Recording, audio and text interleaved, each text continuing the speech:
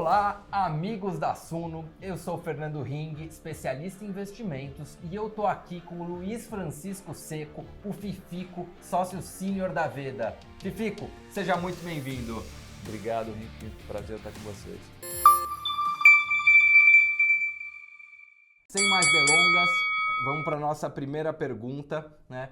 O Fifico analisa os gestores e ajuda todos os clientes da Veda. A Veda, para quem não conhece, é um escritório do G20, um dos 20 principais escritórios da XP. São 120 assessores em 8 filiais. Então, é um prazer falar com um profissional com super experiência aqui, que ajuda tantos clientes, tantos assessores. Então, vamos para a primeira pergunta, Fifico. Então, conta um pouquinho da sua história e, na sequência, fala um pouquinho como que você pensa asset allocation, como que os clientes dividem as carteiras deles. A minha história é uma história muito longa, eu vou tentar fazer aqui bem curta.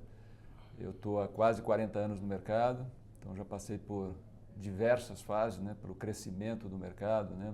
Lembrando que lá na década de 80 os instrumentos que você tinha eram ações e renda fixa, CDBs ou títulos públicos, e ao longo desses anos, né, nasceu a indústria de fundos e hoje a gente tem uma gama muito rica para fazer o asset allocation, né, que eu acho que é essa a tua primeira pergunta, né, o que a gente olha para fazer uma alocação de ativos, né? Então é exatamente isso que a gente fala com os clientes, que a gente está fazendo uma alocação de ativos. Quando a gente fala de investimentos, a gente vai fazer uma alocação de ativos, né, buscando diversas classes de ativos, uma combinação de um portfólio dentro do perfil daquele cliente, para que essa combinação de ativos, de renda fixa, de renda variável, locais e internacionais, moedas, também é importante a gente olhar para isso, que essa combinação navegue durante um prazo longo em diferentes situações, em diferentes momentos, né? Mar calmo e mar revolto. Bacana. Então, o que você quer dizer é que não existe uma única fórmula que ela é pronta, que ela é adequada para todos os clientes. Então, na proporção das carteiras entre renda fixa, entre fundos multimercado, entre fundos imobiliários, né, com os fundos alternativos também, os investimentos no Brasil, os investimentos fora, não existe uma fórmula para todos, existem diversas fórmulas que se enquadram para diferentes perfis, é isso mesmo? As classes basicamente são as mesmas classes, obviamente uma classe de investimentos de alternativos, de investimento para mais longo prazo, talvez isso não caiba dentro de um perfil muito conservador, mas é isso,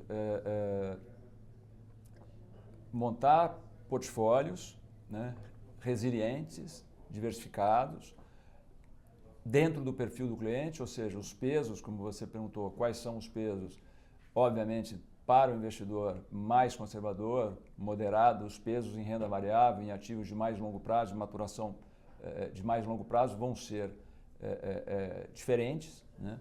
Isso não quer dizer que o investidor conservador ou o investidor moderado não vai ter esse tipo de ativo, não terão esse tipo de ativo, mas são pesos diferentes.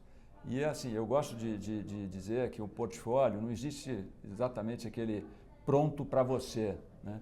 Eu acho que o portfólio vem dessa estrutura que a gente está falando aqui, macro, né, para ser construída para cada indivíduo, né, com algumas idiosincrasias de cada indivíduo e de momento, e fazer isso com o tempo, né? Não precisa ser feito exatamente no mesmo momento. Por exemplo, hoje a gente está passando por um momento que é importante ter bastante caixa, né, bastante renda fixa, pós-fixada, para ao longo do tempo você aproveitar algumas oportunidades que venham a ocorrer. Muito bacana. Então, o que você quer dizer é que o investidor mais conservador, ele tem estruturalmente um percentual de renda fixa maior do que o investidor mais arrojado, mas que conjunturalmente, ou seja, de acordo com os momentos de mercado, a Veda indica o aumento em uma classe de ativo, por exemplo, o aumento em renda fixa ou o aumento em renda variável. É por aí?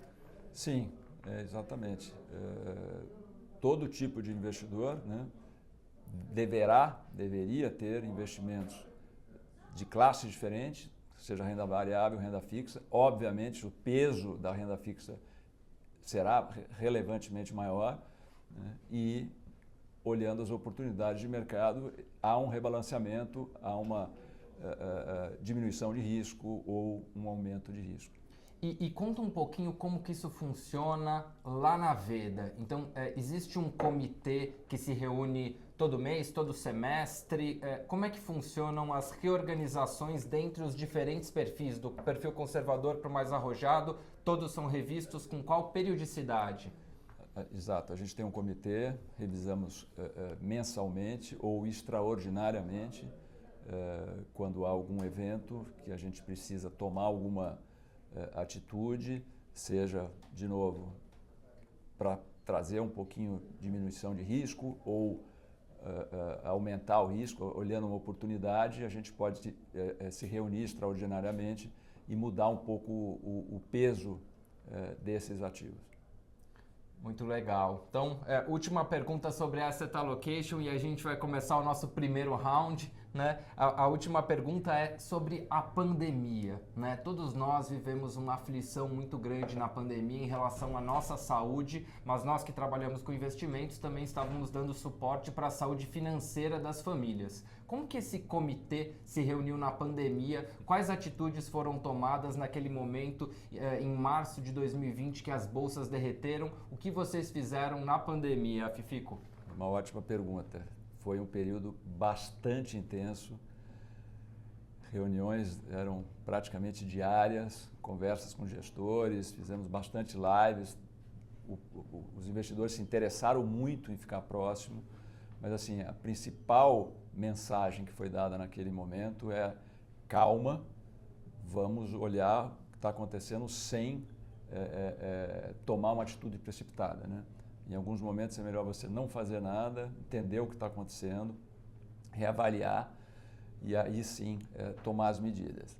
O que me perguntavam naquela época, o que eu devo fazer? Eu falo assim, depende, né? Como é que você, cliente, ou o seu cliente falando com o investidor, está alocado? Se ele estiver demasiadamente alocado, né? Lembrando que o mercado vinha de uma alta, vinha de um momento que as pessoas estavam um pouco eufóricas, então havia sim portfólios, investidores um pouco mais fora do asset allocation ideal. Então aí você precisa fazer algum tipo de ajuste. Por outro lado, tinham investidores chegando, investidores ainda pouco alocados no mercado de renda variável, por exemplo, e a gente começou a ver que ali em algum momento você tinha ali uma oportunidade de começar devagarzinho a incrementar esse tipo de produto na carteira desses investidores. E teve, neste instante, né, uma virada de chave para os ativos internacionais, né?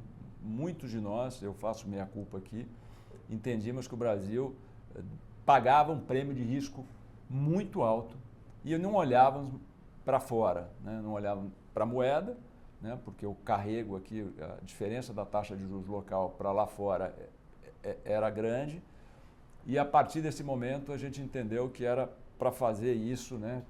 Para corrigir isso dentro do asset allocation, mas fazer isso com o tempo. Nunca, né? Agora é tudo para cá, isso aqui não serve mais, agora é desse jeito.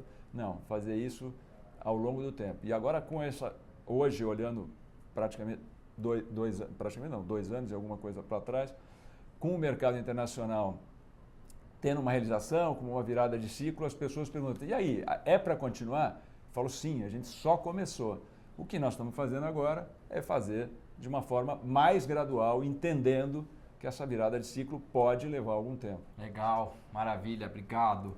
Então, vamos para o primeiro round, né? O que a gente quer saber é como o Fifico analisa os gestores em cada classe de ativos, tá? Então, para a primeira classe de ativos, renda fixa, né? Existem algumas formas de ter exposição à renda fixa. É possível ter exposição à renda fixa via ativo direto, ou seja, comprando títulos públicos, comprando crédito bancário, né, os CDBs, comprando crédito privado, como debêntures, por exemplo. É possível também ter exposição a ativos, muitas vezes até os mesmos ativos, dentro de fundos de investimento. E também dá para ter exposição a ativos de renda fixa por meio de cascas de renda variável, como por exemplo FIPs, FIINFRA e até fundos imobiliários de CRI, que dentro tem crédito, né? Tem ativos de renda fixa, mas por fora tem casca de crédito privado. Fifico, conta um pouquinho como que a Veda aloca, como que você pensa a alocação entre os diferentes tipos de investimento em renda fixa e logo na sequência puder comentar um pouquinho sobre os gestores dos fundos de renda fixa. Como o Rick acabou de dizer, você pode acessar indo direto no ativo, comprando um CDB bancário, uma debênture, ou você pode ir através de fundos e você tem os fundos listados, os fundos abertos, fundos de diferentes maturação, de prazo, de mais líquido, menos líquido. Eu acho importante olhar essa classe de ativos, né? Eu costumo dizer que essa classe de ativos é a única classe de ativos que quanto mais ativos você tiver na sua carteira, melhor. Ou seja, pulverizar é importante. Então, eu gosto bastante de olhar gestores, né? E, de novo, dentro do perfil do cliente, fundos mais tradicionais que investem em debêntures, por exemplo, fundos incentivados, os próprios veículos que você contou listados, FIPs, fundo imobiliário de CRI. Então, de fato, você tem muita gama, né? Quando o investidor investe diretamente no título, obviamente, priorizar os títulos de maior liquidez, os títulos com rating maior qualidade de risco, porque crédito é uma promessa de pagamento, né, do tomador do crédito no final do período, quando vence aquele título, né? Mas ao longo do tempo tem volatilidade, né, tem reprecificação, tem momentos de mercado e as empresas passam também por momentos mais difíceis e é importante, né, você ter um conhecimento se aquela empresa está realmente saudável, se às vezes você investe em títulos com 10 anos de prazo para pagar e essa trajetória precisa ser muito bem acompanhada, né? Então, o gestor acho que faz um papel bastante importante para a gente nesse aspecto. Não sei se eu cobri tudo. Cobriu sim, e até complementando aqui a pergunta, né? Quando o investidor, né, esse ano tem uma mudança relevante para 2023, então até 2022, quando o investidor tem na carteira dele uma LCI, uma LCA, um CRI, um CRA, uma debênture incentivada ou não, esses ativos eles são marcados na curva. Tá? A partir do ano que vem, esses ativos também poderão ser marcados a mercado. Tá? Isso é um fator importante. Quando esses ativos estão dentro de um fundo de investimentos, eles normalmente são marcados a mercado. Então, para o ano que vem, Fifico, você acredita que os fundos eles vão ter uma atratividade maior? Esse ano o investidor, de certa forma, ele está enganado, ele se confunde com essa marcação na curva, né? No extrato aparece que o investidor ganhou dinheiro, mas se ele quer sair do papel, ele percebe que ele perdeu dinheiro, né? Então, dependendo do ativo, claramente, né? Então, eu queria que você analisasse para a gente qual que é o impacto da marcação a mercado nos ativos e se o investidor vai conseguir entender um pouco melhor sobre os fundos de investimento em renda fixa. É importante essa pergunta, a gente está começando a olhar isso. Essa resposta que vou dar agora talvez não seja a resposta mais completa. A gente está pensando, né, como educar o assessor para educar o cliente ou levar essa educação, obviamente, direto para os clientes. Mas o ponto que o Rick colocou aqui é isso, né? Dentro de um fundo, os ativos sofrem uma marcação diária, né? E por que isso? Porque se você compra um ativo num determinado preço e por exemplo, o que está acontecendo hoje, as taxas de juros estão subindo, você precisa adequar o preço daquele ativo ao que está sendo negociado hoje no mercado presente. Então você precisa ter uma cota todo dia para você atrair novos entrantes no fundo senão, obviamente, você sabe que o fundo está marcado errado, né? Está marcado acima do preço justo, você não vai investir. Então, no fundo, essa dinâmica já acontece já há muitos anos, mas eu me lembro que quando isso veio a acontecer, também foi uma mudança de paradigma. Agora é sobre os investimentos diretos nos ativos diretos, né? Eu entendo que, outra vez, precisa mostrar isso para o cliente, né? E essa questão da marcação dos ativos diretos, ela é para o bem e ela é para o mal, vamos dizer assim, né? Porque se você está num momento que as taxas de juros estão fechando, num momento de alocação de risco, né? Não o momento que a gente está, que é um momento mais de aversão a risco, você tem um fechamento dessas taxas, você tem um aumento do preço desse título. Então, neste momento, o cliente vai ficar contente de olhar e dizer, puxa, tem um ativo que ele está mais valorizado do que eu comprei, ele tem um ágio, né? E, outra vez, por outro lado, neste instante, que vai dar um pouco de dor de cabeça, é porque os ativos comprados há 1, 2 anos atrás estão com preço inferiores ao preço que é praticado hoje no mercado. Então, isso, de fato, vai trazer, vamos dizer assim, um choque. Então, você precisa explicar isso para o cliente.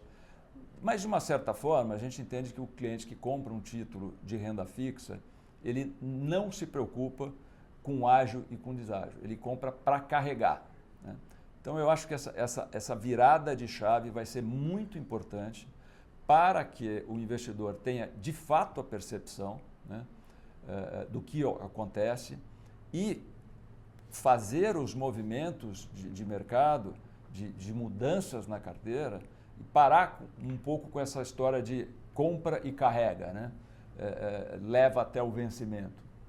Porque um título de renda fixa, ele pode, ao longo do tempo, ser vendido para você trocar por um título melhor, por exemplo, ou de uma duration diferente, ou um outro tipo de risco, mas porque você olha, analisa e fala assim, puxa, não justifica mais, nesse nível de preço, eu continuar investindo nesse fundo. Eu vou capturar esse retorno já no meu bolso e vou partir para uma outra estratégia, outra vez, seja de crédito ou diminuição de risco, ou aumentando um pouco o risco.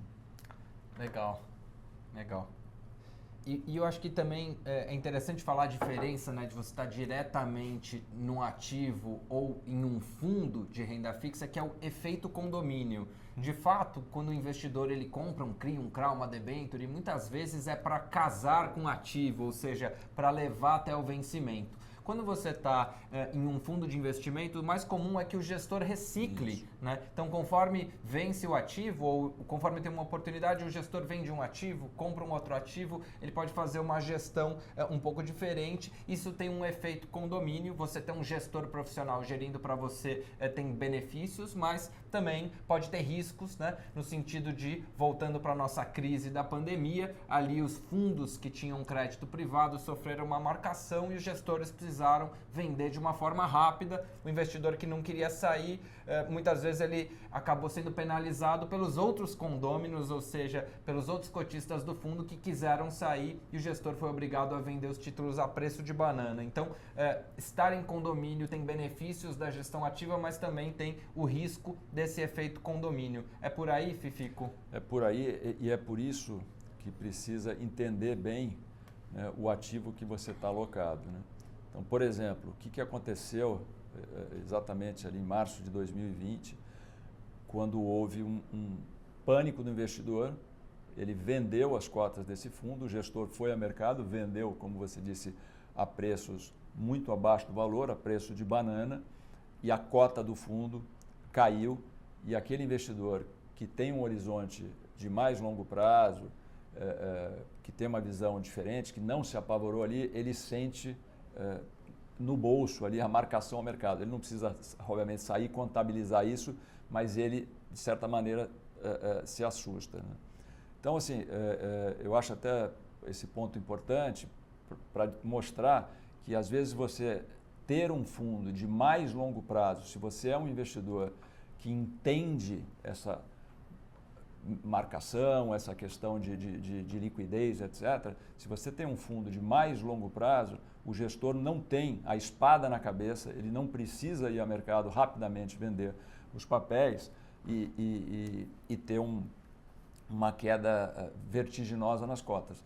O exemplo de 2020 é assim, emblemático, né? Os fundos com mais longa duração foram os que menos sofreram, porque o gestor conseguiu, não precisava ir ao mercado vender os ativos. O investidor falou assim, meu fundo é D60, meu fundo é D90, meu fundo é D180, eu não vou pedir resgate agora porque não vai adiantar. E, na verdade, isso ajudou o investidor.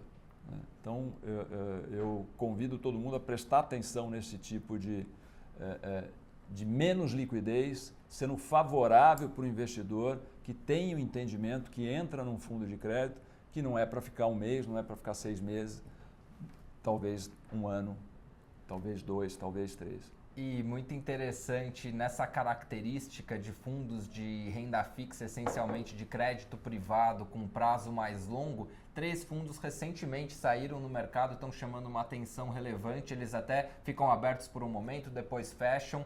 São eles o JGP Ecosistema, o Jive Bossa Nova e o Risa Meiene. Todos têm um prazo de resgate de 1 ano, D mais 360, e ficou isso mesmo. Então essa iliquidez, esse prazo mais longo, ele joga a favor do cotista, porque permite também o gestor ter operações mais longas na carteira. É isso mesmo? Perfeito. Operações mais longas tendem a pagar um prêmio maior sobre operações mais curtas, né? Isso é bem fácil de entender. Imagina você ir ao seu banco e dizer que você quer comprar um CDB, mas que você pode precisar do dinheiro amanhã. Qual a taxa que o seu banco vai te dar? Se você chegar no banco e dizer, não, eu vou ficar com o dinheiro preso 2 anos. Estamos falando aqui do mesmo risco de crédito, do mesmo ativo, mas o banco vai te dar um prêmio, vai te premiar por isso. Esses fundos que você acabou de dizer, dessas 3 casas que são assim, fantásticas, o gestor faça operações de duração mais longa e operações não tão triviais, operações que não estão no mercado à disposição de todos os investidores, né? Operações mais tailor-made, mais feitas sob medida para uma empresa específica, inclusive quando faz esse tipo de operação, não só as taxas são maiores, mas esses gestores podem combinar com o tomador um prêmio. Obviamente, essas empresas estão precisando desse capital mais rápido, estão com menos acesso ao banco, e aí você consegue trazer um ganho, um kicker para o fundo, né, para o cotista, através de uma performance, se a empresa atingir algumas métricas, melhorar ao longo do tempo, ou mesmo fazer alguns bonds, alguns títulos de renda fixa conversíveis em ações. Então, esses fundos são interessantíssimos, eu gosto muito dessa classe, a gente investiu bastante, está investindo bastante.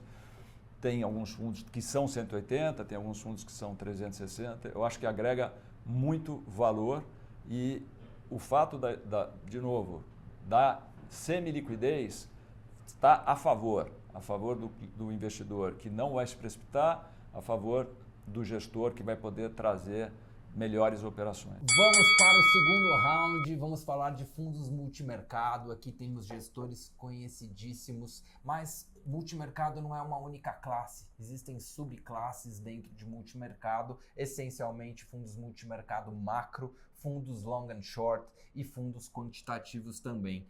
Fifico, fala um pouquinho sobre multimercado, como que você pensa, qual que é o papel dessa classe de ativo dentro das carteiras dos investidores?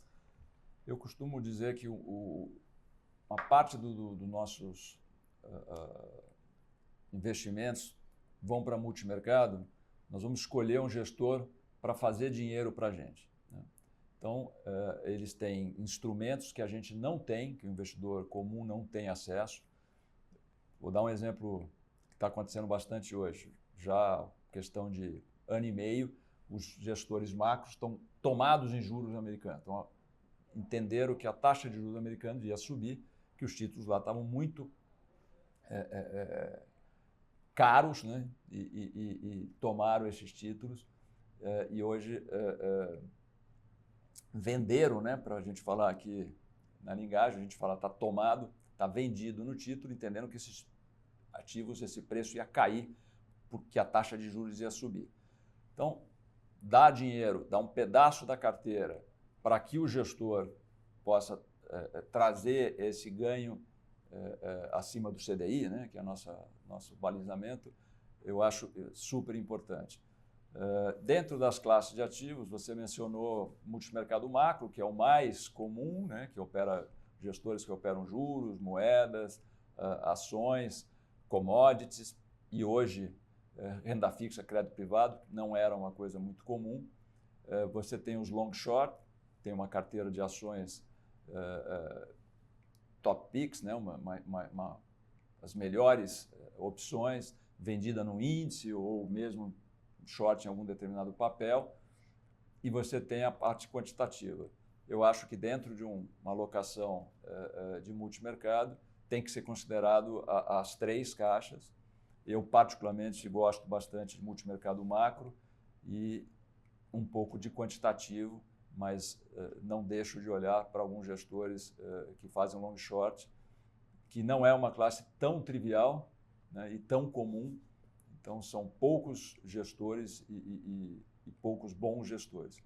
Legal. Vamos até dar alguns nomes aqui para a turma, né? Multimercado macro é o Cabernet Sauvignon do multimercado, é o mais conhecido. Então, gestores muito conhecidos no Brasil são, por exemplo, o Stuberger, da Verde, o Rogério Xavier, da SPX, o Toroz, da Ibiúna, o Guerra, da Legacy, o Fabiano Rios, da Absolute. Esses são alguns gestores aqui, talvez do primeiro time. Você gosta dessa turma? Algum desses está fora da sua lista? Quer acrescentar mais alguém?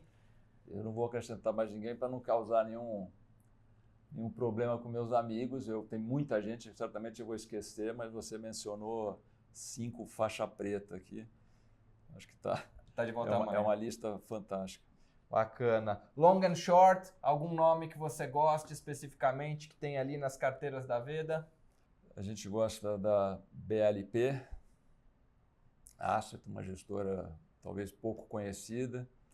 A gente gosta da Capitânia e, de novo, você está me botando aqui em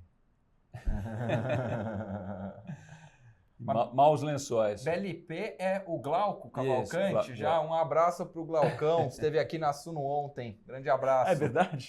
Esteve ontem com a gente. Bacana. E quantitativo, algum nome aqui para ajudar a turma a começar a pesquisar sobre fundos multimercado quantitativos? Eu acho que o ícone é o Zaratustra da Giant Step. Giant Steps. Rodrigo Terni, né? Um abraço para o Rodrigo também. Bacana. Os irmãos Terni. Os irmãos Terni, maravilha. Vamos seguir, então, para o nosso terceiro round, né? É falar de fundos imobiliários, né? Importante falar. Fernando Felipe Naveda é o responsável por fundos imobiliários, mas o Fifico olha junto a alocação em fundos imobiliários. Então, dentro de um portfólio, essencialmente é possível ter fundos de papel e fundos de tijolo. Como é que a Veda enxerga a construção de portfólio em relação aos fundos imobiliários? Até voltando um passo atrás, quando a gente estava falando de alocação, esqueci de mencionar essa caixinha que é importante. A gente gosta aí de uns 10% a 15%. E quando a gente olha para a classe de papéis, né, dos fundos de crédito, aí a gente também sabe que é renda variável, né, por conta dessa volatilidade que tem por ser listado, mas a gente olha isso globalmente dentro do asset allocation de renda fixa, né? Eu gosto muito do ativo imobiliário, então eu gosto muito do fundo de tijolo, né? Galpões, olha que oportunidade você tem de investir nessa classe, com bons gestores, com um ticket baixo, você investir em vários galpões, né? Diversificar o seu risco. A mesma coisa quando a gente fala em lajes. Obviamente, os fundos de tijolo, de ativo real, sofrem mais nos períodos de alta de taxa de juros. Eu gosto de um blend aí 70 papel, 30, 50, 50, dependendo do momento, né? Hoje é mais 70-30, mais 70 em crédito do que especificamente no ativo real. Show, obrigado. Vamos para o próximo round agora, falar de uma classe de ações para os investidores mais arrojados, que faz muito sentido para o longo prazo. A gente está falando de ações. Fifico tem duas formas principais para o investidor investir em ações. A primeira é comprando os ativos diretamente, comprando as ações das empresas, recebendo os proventos, tendo contato com as ações. A segunda é contratando um gestor, tendo um fundo de ações, né? Então, essencialmente, como é que você entende para qual perfil é adequado ter as ações e para qual perfil é adequado contratar um gestor e ter um fundo de investimento em ações? Eu não sei dizer se é o perfil que vai balizar isso.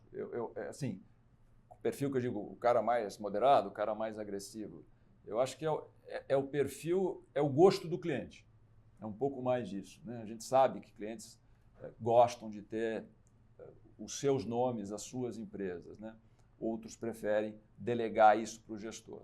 Então, eu acho que funciona, né, bem as duas coisas. O que eu gosto de chamar a atenção é que o gestor de fundos, ele compra um ativo e entende muito a fundo aquele ativo. Às vezes o cliente, o investidor que entra na bolsa, não entra através de um assessor com a capacidade de fazer isso. Por exemplo, na Veda nós temos 10 pessoas só fazendo isso. Então, assim, se você perguntar para mim de ações, eu vou dizer para você, olha, está falando com a pessoa errada, eu não vou falar de nome de ações, já comentei com você outro dia, não me atrevo a dar sugestão de nome de ações. Eu tenho os especialistas para dizer qual é a carteira, quais são os ativos.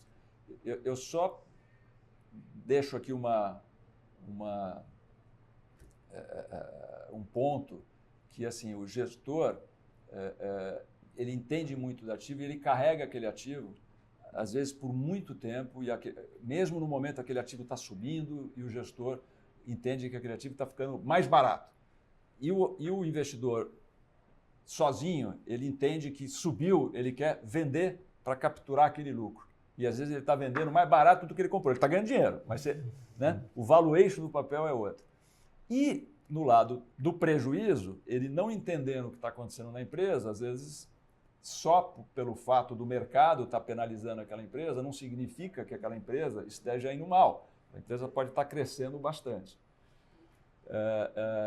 E por isso, eu acho que você já me fez a pergunta se eu long only, long buys, não. Já emendou na pergunta. A pergunta era essa. Eu sabia que tinha essa questão aqui. Conta para a turma, qual que é a diferença de aplicar um fundo long only, um fundo long bias e um fundo que opera também com derivativos, né?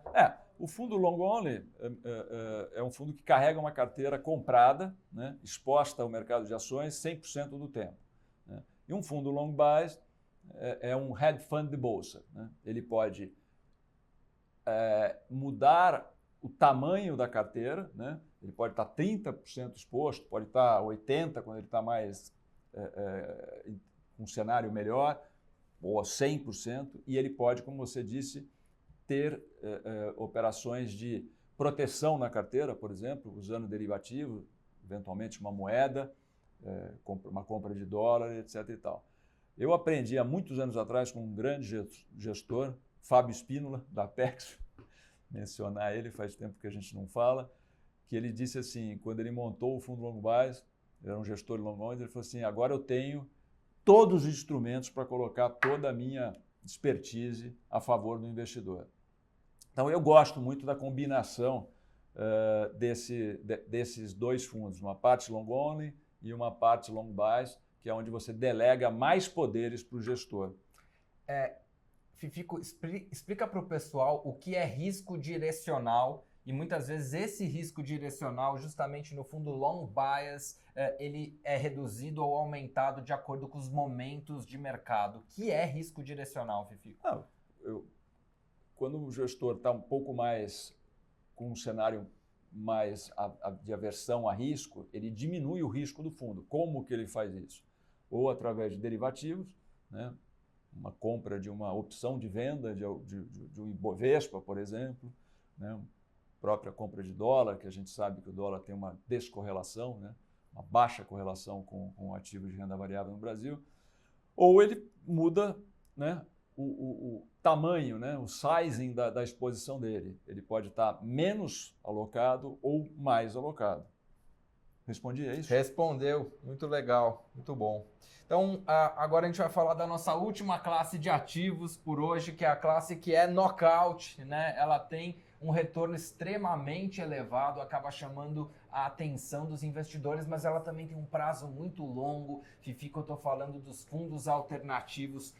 O mundo vive uma expansão muito grande dessa classe de ativos e mesmo no Brasil, quando a Selic caiu para 2%, a gente viu os investidores saindo da renda fixa e migrando muito para ações e também para fundos alternativos. Fala um pouquinho como a Veda vê os fundos alternativos, para quais investidores fundos alternativos são adequados.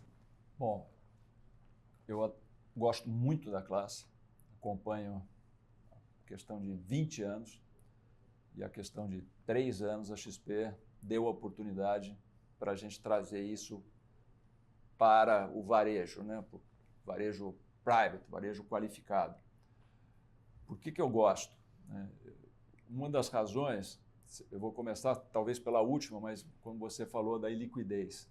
A iliquidez joga a favor do investimento, do investidor. Quando você entra num fundo fechado, né, ou seja, um fundo que você não pode solicitar o resgate para dar 180 ou mesmo 360 dias, o investidor fica mais comprometido. Ele vai passar por diversos ciclos, eleições, por exemplo, quem está entrando hoje no fundo do Patra, que está sendo lançado agora, que é uma casa que a gente gosta bastante, que a gente está recomendando para os clientes, nós estamos dizendo para os clientes que é 8, 10 anos, ou seja, nós vamos passar 2, talvez 3 eleições, né? Quantos ciclos talvez a gente passe por aí? Então, gosto muito, acho que a combinação de ações líquidas, né, dos fundos long only, long short, com essa classe de alternativos, faz todo sentido, diminui a volatilidade do cliente, volatilidade da carteira, né? Lembrando que o fundo alternativo, ou os private equities, venture capital, não são marcados todo dia a mercado, são marcados à medida que as empresas têm reavaliação, né? Entregam seus balanços, são auditados, então são marcados uma vez por ano ou quando há algum evento de liquidez, ou seja, quando o fundo vende alguma empresa, né? Faz alguma saída de alguma empresa. Então, eu acho que é um fundo que, obviamente, precisa trazer um retorno, né? E esse é o objetivo maior do que o fundo líquido, né? Mas, além disso, gosto do investidor não se precipitar, não se assustar em momentos de crise e vender nos momentos errados. Então, assim, é a iliquidez que está muito a favor do cliente. Não deixar ele tomar atitude precipitada. Legal. E Fifico, a turma está entrando nesses fundos que tem um horizonte de 8 anos, de 12 anos, e a gente tem visto uma iniciativa recente de começar um mercado secundário ainda muito incipiente, mas particularmente eu acredito que daqui a 4, 5 anos o mercado secundário desses fundos alternativos ele já vai estar mais vibrante, vai ter mais liquidez. Qual que é a sua visão? Você acha que daqui a 4, 5 anos já vai ter uma troca maior, o investidor vai ter uma porta de saída? Entra com a cabeça de 10 anos, de 8 anos, mas eventualmente daqui a uns 4 anos imagino que já tenha mais liquidez. Qual que é a sua visão, Fifico? Quando a gente começou a falar em mercado secundário, ficava na minha última... Olha, e se você tiver uma questão, uma mudança, de repente vou sair do Brasil, vou, né, mudar meu domicílio fiscal, preciso ter uma outra alternativa de investimento, algum outro momento, eu precisar fazer isso. O mercado secundário não é de hoje, ele já existe há muito tempo, né? Os grandes investidores, né? Como eu disse, a XP trouxe hoje para um mercado mais de varejo, mas o mercado secundário, enfim, já existia quando grandes investidores, né, os investidores de maior poder aquisitivo, ou os fundos de pensão, e endowments, etc., já existia isso, já acontecia algumas coisas, e o que a gente entende, já conhece um pouco dessa história, é que quem tinha a oportunidade de comprar estava fazendo um bom negócio, quem estava vendendo é que estava fazendo um mau negócio, é o cara que precisava de uma porta de saída. Ah, o mercado está ruim, o ciclo não sei o quê, vai piorar, vai ficar muito tempo, e ele precisava de fato sair, ele colocava a venda. Então, quem fazia um bom negócio é quem estava comprando, que comprava com deságio e comprava conhecendo as empresas, como estavam aquelas empresas. Imagina você comprar hoje e o gestor vai dizer, olha, eu vou entrar no setor X, no setor Y, já tenho ali um espectro de empresas, né, que eu já venho conversando, né, um pipeline. Então, assim, eu vou dizer de novo, quem comprar no mercado secundário estará geralmente fazendo o melhor negócio de quem está vendendo. Mas é verdade, é uma porta de saída, o mercado vai crescer, vai ter mais negócios, esse preço de compra e venda ele vai estreitar, né? E logo que começou a história do mercado secundário, eu comentava, dizia assim, olha, o mercado secundário não necessariamente você vai vender com deságio. Você pode, de repente, vender um fundo com ágio, né? O fundo já está indo muito bem, mas você não quer esperar mais o tempo, o fundo já está marcado, a cota, sei lá, duas vezes o valor de entrada, e você, por alguma razão, topa vender aquilo por 1,7. Você pode estar ganhando, oferindo lucro naquele momento. Mas, possivelmente, quem comprar, de novo, vai estar comprando com algum desconto. Está pagando 1,7, mas entende que as empresas têm um valor intrínseco maior, né, do que está ali naquela cota. Tocou exatamente nos pontos relevantes, né?